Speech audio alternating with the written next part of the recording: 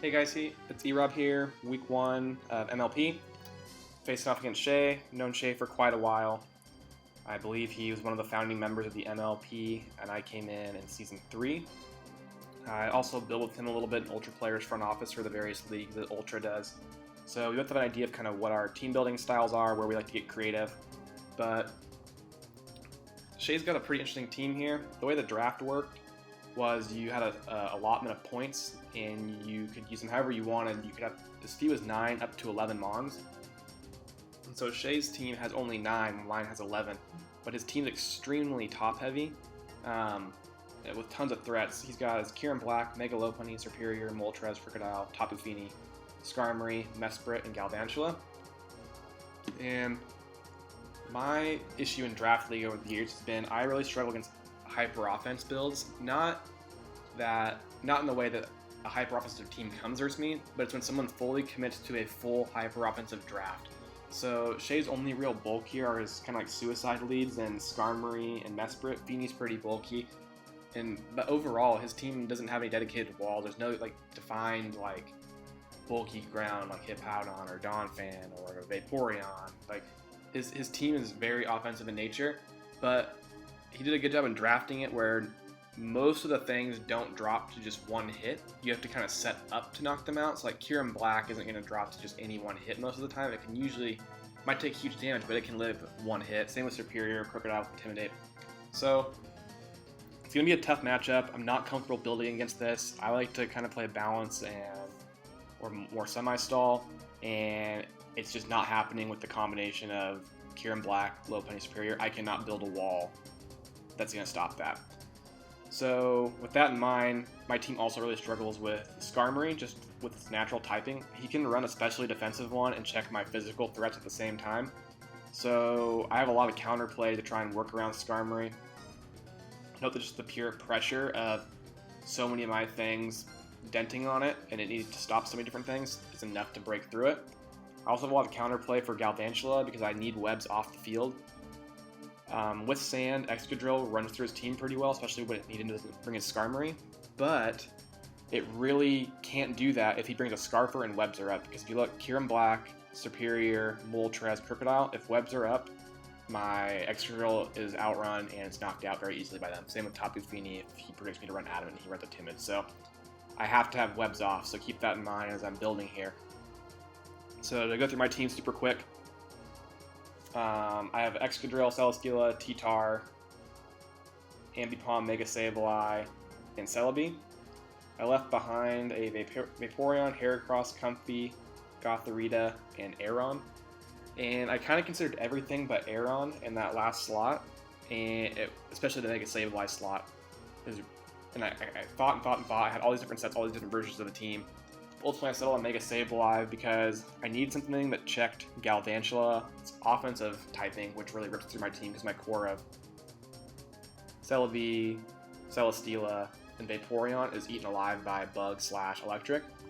So Mega Sableye with the special defensive EVs can take on fairly comfortably unless it specs. It also keeps the webs off. Mega Sableye also is huge for Skarmory. I can set up on it, I have a calm mindset here, and so that's kind of where I was going with that, and they ended up not coming. So webs were huge and Skarmory were huge, and that stops Drill, and neither came. So my Excadrill is Life Orb with Earthquake, Iron Head, Rapid Spin to keep webs off, and Swords Dance. And unfortunately, don't pack a Rock move because I didn't think Moltres was going to come. And I took my extra EVs that I had, I think like 130, 236. I put them in special defense because it's my best real check to Galvantula. So it also didn't come, so I wasted EVs, a move slot, all sorts of stuff on Excadrill, anticipating the Skarmory and the Galvantula to come. Next, I have my Celesteela. It's max physically defensive, Air Slash, Leech Seed, Protect, Heavy Slam. My 2 stabs hit pretty well against most of his team, not Moltres specifically, but hits well against the rest of his team. My EVs allow me to take 2 high jump kicks from Mega Lopunny, and above 50%, I take Leaf Storm into super effective hidden power from Superior. It also checks non-banded Crypt pretty well. Tyranitar is kind of my oddball set. It is a Stealth Rock, 3 attacks, modest nature, Thunderbolt, Ice Beam, Dark Pulse. The idea here was to catch Skarmory off guard, hoping he'd be physically defensive for my Heracross, which otherwise runs through his team pretty well, and I don't care if I get flame bodied by a Moltres. So that was my thinking there. Rocks are important in this match for Kieran Black, and so you'll see I have 2 rockers later on. The Tyranitar's got a good amount of HP, so I can shrug off some Earth Powers and select physical moves from Kieran Black. It also naturally just walls his Moltres. My Mega Sableye I mentioned earlier, it's 2 attacks, recover, Calm Mind. I have Dark Pulse and Dazzling Gleam. Dazzling Gleam hits what Dark Pulse doesn't. I have Recover, Calm Mind. The idea was to set up on Skarmory, and that's not going to happen. So I had to keep in mind that while this was meant for Galvantula and Skarmory, neither came. This thing needs to be expendable as soon as possible. It is dead weight for allowing in Lopunny and Superior, which are 2 huge threats to my team. So I need to play recklessly and carelessly with this thing and avoid being set up on with it. Next I have Ambipom. It's designed again to help with Skarm a little bit and Galvantula. It's got Fake Out and Return to take out a Sash Galvantula. It's faster than his Superior, so Fake Out into Return does massive damage. And I have Knock Off for what was going to be a Skarmory / Tapu Fini switching in. I also have Low Kick for the Kieran Black, and the idea here is after Rocks with my Silk Scarf, Fake Out into Low Kick always kills unless he's running an insanely bulky Kieran Black, and if he's not, then that chip is huge and it's going to let me knock it out with Celesteela pretty easily or my Celebi. My last one here is Celebi. It's max physically defensive with the Culper Berry. The idea is to catch a Crocodile on the lead, Giga Drain, and chip that thing way down low and recover up later, so that no matter what it does, it's always Crook Switch, because not anticipating him to bring like a Fire Thing or anything. It also helps against Tapu Fini. I don't anticipate him having an offensive enough one to 2-hit KO me with like an Ice Beam. So that's my team. Again, I said I'm anticipating a Crook lead, so we'll get into this here. I'm going to lead off with my Celebi, hoping to either get Rocks up or catch that Crook. He is going to lead the Fini. I go straight for the Rocks. On his Moltres, I have nothing to hit this thing. I don't want to stay in and find out what it has for me, so I'm going to go into Tyranitar. I don't care if I get burned. I see it's got pressure here. So the Flame Body. He goes for Sub. I don't really care at all. Worst thing would be a Toxic, which would be annoying for my team, but Mega Sableye would shut that down. So I go for a Dark Pulse here, and this portion of the battle is just kind of, I think he's trying to stall out sand turns. I'm trying to chip things down and keep this Moltres at like 70 to 60%, just so it can't switch in and take a hit on Rocks later. He's going to continually Roost here. I get off a Dark Pulse. It's important to note here that after Sand, he's at 55%. I do not notice this during the battle. I think he's around 70%, because spoiler, he's going to switch out here. It's important later on in the match because I'm thinking, well, he's low, he's right where I want him to be, and he's going to drop to any hit after switching in on Rocks, so he'll be fodder later, but I'm not paying attention to that 55%, and that is a very crucial number to keep in mind later on. So he's going to switch out here. It's a losing battle for him. I'm going to throw off Dark Pulse, thinking he's still going to stay in. He goes into Crook. Dark Pulse does decent damage, 25%, nothing great, but it's good chip for me for later on. Putting things in range of drill is all I'm trying to do.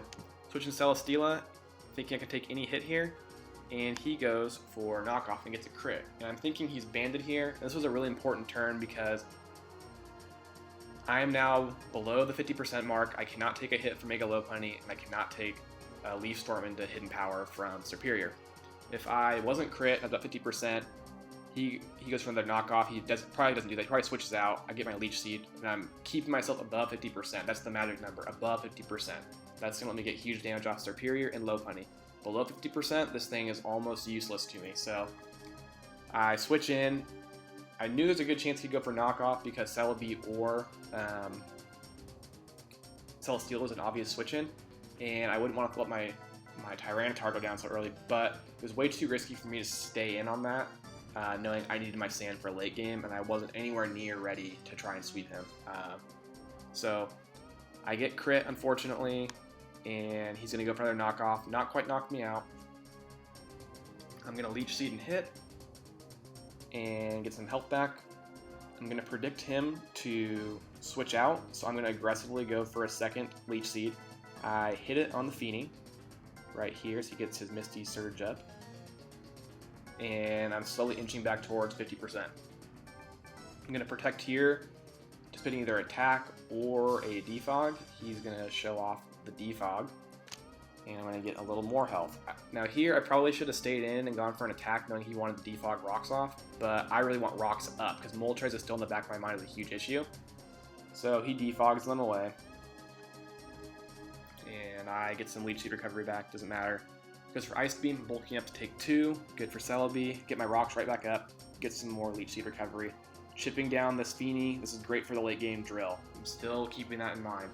I'm going to recover up as he defogs again, and this is where I wish I had a U-turn, because the switch out is obvious as rocks go up. But I'm going to throw up again, goes into Cure in Black, and it's basically pick my fodder. I don't have anything that's going to take this thing out. With Celebi, I still need it desperately for Superior and Mega Lopunny. So I have to get out.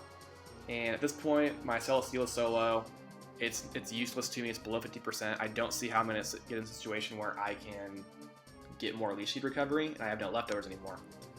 So my rocks go up, switching to Celesteela, trying to sack it off. He predicts with Earth Power. I'm not sure what he's predicting, maybe Tyranitar. But it doesn't affect my Celesteela. I protect, see if he's Scarf. He's not, goes for Fusion Bolt. Praying here, he over predicts, and I'm going to try and get a Heavy Slam off to get some chip, but he doesn't, knocks out Celesteela. And I go into Sableye, which is a not great play. Probably should have gone into Excadrill, knowing I could have taken a hit from it with my special defense EVs. I was going to take an Ice Beam easily, Earth Power, I would have lived my natural bulk. But I go into Sableye, and I know he's going to sack off the Feeny, so I go for a Dazzling Gleam as to avoid that thing getting a defog off.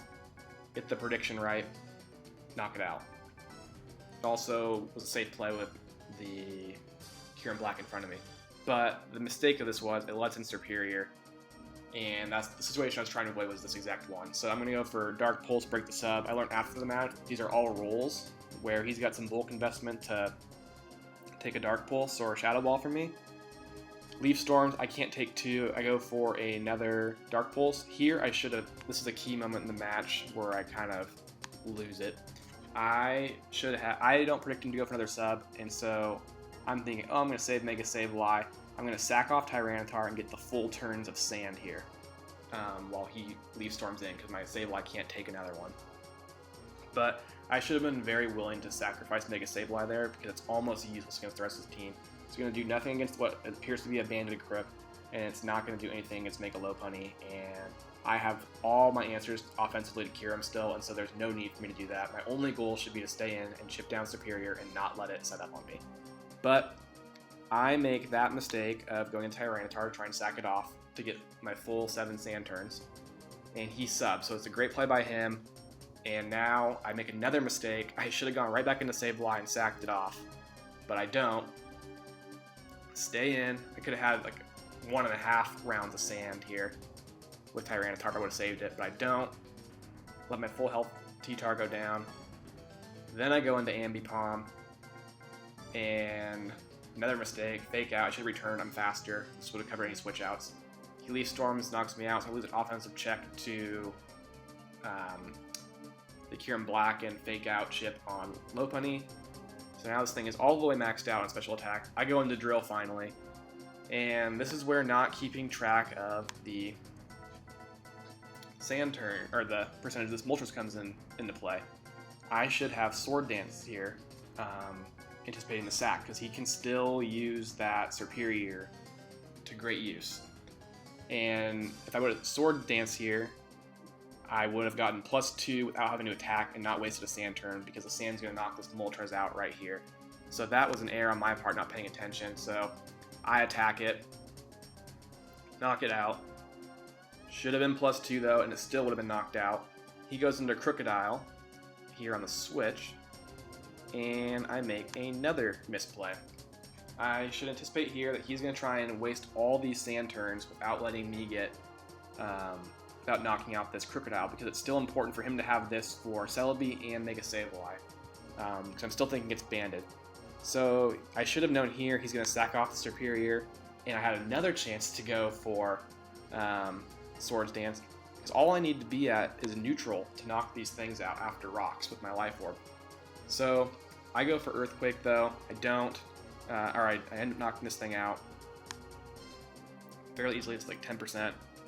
But I'm at -1, and now the Lopunny comes in. I don't have enough sand turns to switch out, sack something off. I probably should have tried to still, and won the game with Kira, or with Celebi, but I don't. And so I Earthquake. Again, being at neutral would have knocked this thing out. He's going to Drain Punch. It's going to crit me. It does not matter in the slightest. I have no HP or defense EVs.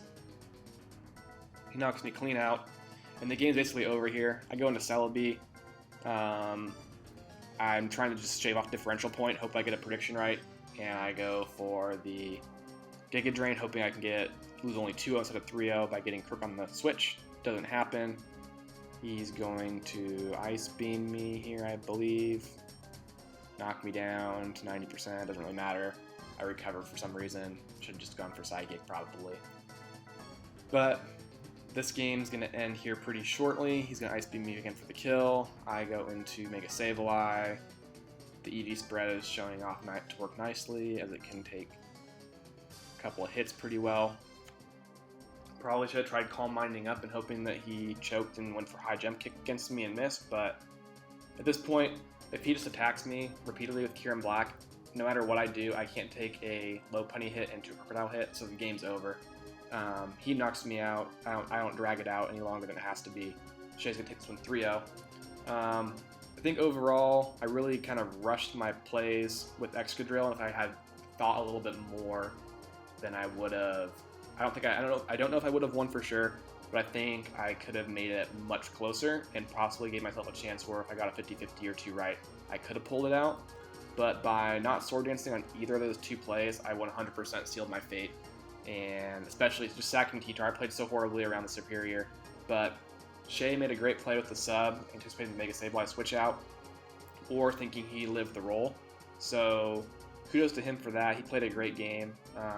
Playing Mr. Bloopy next week, and he's got a really good team. It's got Weather and Coco Lucha, so that's going to be a tough one, but I'm getting my 2 toughest games out of the way, I think, to start the season. Not where I'd want them to be. I kind of prefer to play them in the middle or end when I have more of a groove with my team, but it's not what happened, so I'm hoping to go 1-1 these first 2 games and then hit a nice groove in the middle to late part of the season, but I'm not going to panic with this team. I think I built a solid team. I think I prepped pretty well. I just completely guessed wrong on 2 things that I thought were essential to come, and I kind of got flustered with the Moltres and really focused on knocking it out because I had no counterplay to it, not thinking it would come. So we guessed a little bit wrong on what's going to come, take the loss week 1. All the credit to Shaye, played a great game, and we'll be back strong for week 2. So thanks for watching.